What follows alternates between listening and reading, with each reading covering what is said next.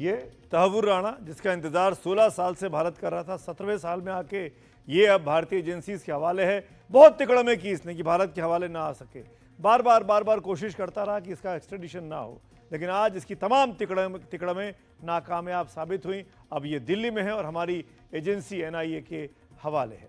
तहव्वुर राणा के प्रत्यार्पण की कोशिशें बहुत लंबे समय से भारत सरकार कर रही थी।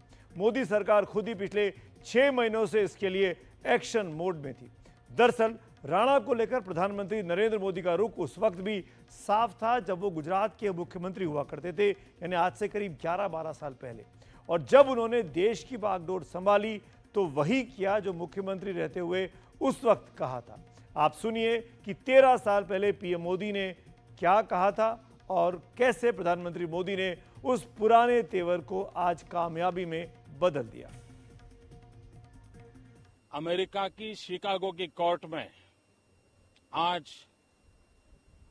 राणा एक टेररिस्ट को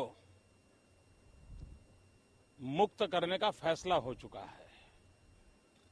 इस घटना ने आतंकवाद के खिलाफ लड़ने वाली हर शक्तियों के लिए, हर सरकार के लिए एक नया सवालिया निशान खड़ा किया है।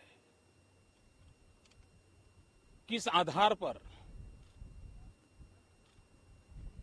26/11 के मुंबई के आतंकवादी घटना के दोषियों को निर्दोष करार करने की हिम्मत शिकागो कोर्ट करे? इन्वेस्टिगेशन किसने किया? जहां घटना घटी उनका रोल क्या रहा? यहां के पीड़ित लोग हैं, उनको न्याय कौन दिलाएगा? अमेरिका ने पाकिस्तान को खुश करने के लिए ये मिली भगत से कोई पैंतरा रचा है, कोई व्यू बनाया है।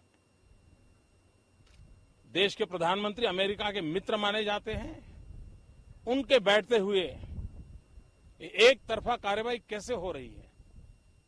और आज जो शिकागो की कोर्ट में हुआ है उससे मुझे साफ नजर आता है कि अब हिंदुस्तान में आतंकवादी गतिविधि करने वाले सारे आतंकवादी ये चाहेंगे कि उनके सारे मुकदमे अमेरिका की कोर्ट में चले। और मैं विश्व के सामने सवाल खड़ा करना चाहता हूं, क्या 9/11 के दोषियों का केस हिंदुस्तान की कोर्ट में चल सकता है? क्या अमेरिका इसके लिए हमें परमिशन देगा? क्या भारत की न्यायपालिका अमेरिका के 9/11 के घटना के लिए कोई निर्णय फैसला कर सकते हैं? एक बहुत बड़ा वैश्विक स्तर पर यह सवाल खड़ा हुआ है।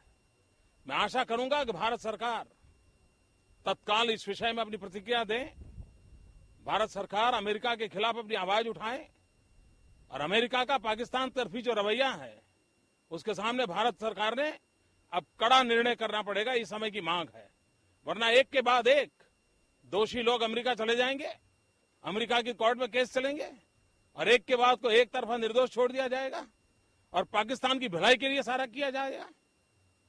तो एक गंभीर प्रकार की घटना, न्याय जगत के लिए गंभीर, इंटरनेशनल रिलेशन के संबंध में गंभीर, भारत पाकिस्तान के संबंधों के संदर्भ में गंभीर, ये बहुत ही गंभीर समस्या का जन्म आज हुआ है और मैं इसकी कड़ी आलोचना करता हूं। Today, I'm pleased to announce that my administration has approved the extradition of one of the plotters and one of the very evil people of the world, and having to do with the horrific 2008 Mumbai terrorist attack, to face justice in India. So he's going to be going back to India to face justice. तो प्रधानमंत्री मोदी की तब की बयान 13 साल पहले का। दरअसल हुआ क्या था, अमेरिका की शिकागो कोर्ट ने मुंबई हमले के इस दोषी तहव्वुर राणा को निर्दोष मान लिया था। वहां पर जब मुकदमा, अपराध यहां हुआ, यहां पे लोग हताहत हुए, मुकदमा अमेरिका में चला, अमेरिका ने चलाया, अमेरिका की कोर्ट में पैरवी हुई और वहां इस व्यक्ति को निर्दोष साबित कर दिया।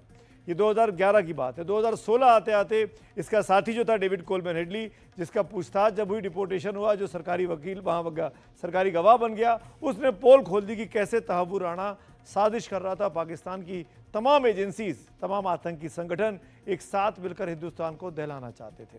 दरअसल ये एक बड़ी कूटनीतिक जीत है।